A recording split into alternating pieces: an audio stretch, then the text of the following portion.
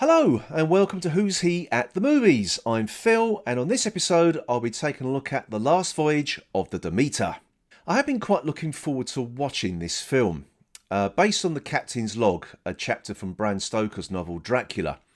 The film tells the tale of how Dracula made his way from Eastern Europe across the sea on the ship Demeter and ended up landing in Whitby, where he began his reign of terror in England.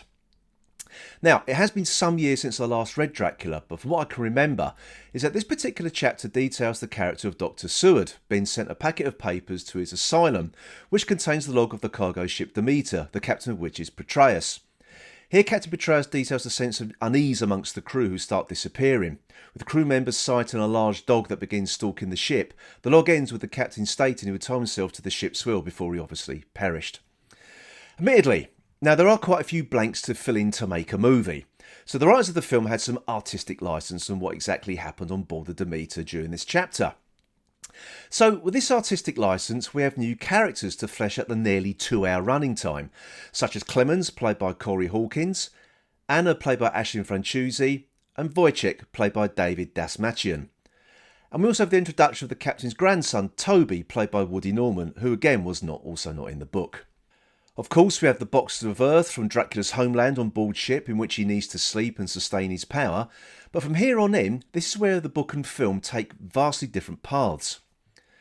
Firstly, in one of the boxes of earth is Anna, whom Dracula takes on board to basically use as a blood bank during the voyage.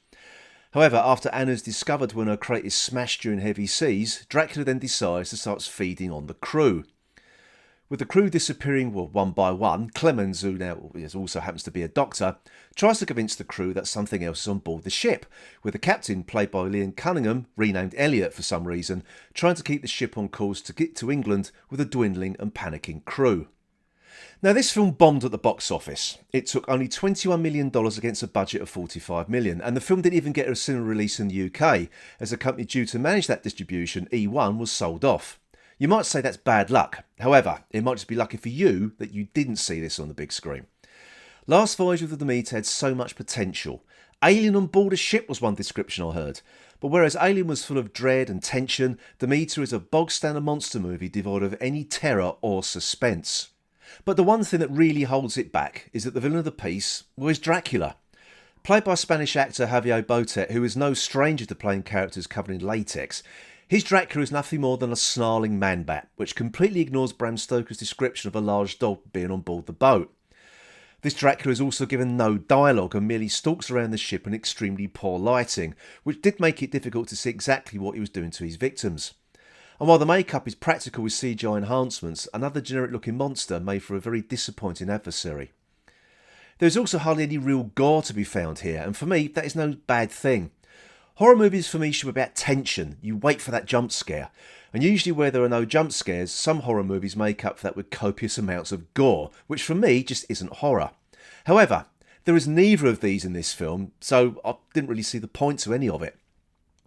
There were a couple of decent ideas with Dracula's victims becoming white-eyed zombies, and the death of one character bursting into flames in sunlight was a place very few films would dare to go, but there was, just not enough of it on screen. Now, all the actors do give fairly decent performances, with Liam Cunningham and Corey Hawkins coming off the best. In fact, Liam Cunningham gives his Captain Elliot a certain amount of pathos and gravitas that this film just did not deserve. And Corey Hawkins, who is American, does a particularly good English accent, and this is the only character that gets any kind of backstory, with Clemens being the first black man to graduate from Cambridge as a doctor, but is unable to find work because of the colour of his skin. The remaining characters are walking cliches, which I suppose it could be argued is pretty much standard for a horror film. They are only there to be slaughtered by the monster, so who cares whether they had a pet cat waiting for them at home or not. But the one thing that irked me the most about this film is that no one should be left alive at the end of the movie. The story of Dracula is so ingrained in the public consciousness, everyone knows that Van Helsing and his band of vampire hunters make it their business to kill the Big D. Plus the fact that in the book, the captain is the last person left alive on the Demeter, as is evidenced in his log. But the film just chose to ignore that. So, creating characters for the purpose of this movie was the right thing to do, but the director should have followed the lead of Rogue One. None of the characters in that film were left alive at the end, as everyone knew they were not going to be there in A New Hope. But as was obvious in the last scene of the film, the director was definitely hoping for a sequel, which this film does not deserve, and as it flopped at the box office, it's not going to get. As I said earlier, the main problem with the film is Dracula himself. Had they chosen to make it about another vampire and not about that one chapter from Bram Stokers' book, they might have got away with the sequel baiting. There's nothing wrong with poetic licence. Sometimes it can add to an already existing text. But if the filmmaker ignores the basics and the end of something that is already established, well, it was never going to end well.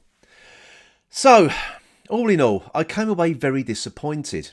It was overly long, dull, and just a bit of a mess. I was hoping for something new and fresh, but all I got was something as old and stale as hardtack on board a cargo ship of the 19th century.